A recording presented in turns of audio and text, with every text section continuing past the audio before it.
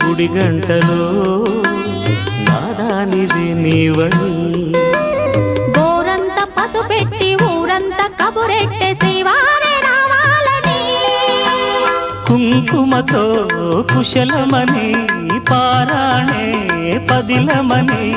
దీవించు దేవుళ్ళే మన ఇంటి వారని తెలియని రాగం పలికింది తీయని భావనలో మనసే జ్యోతిగా వెలిగింది మమతల కోవెలలో ఈ మమతల కోవెలలో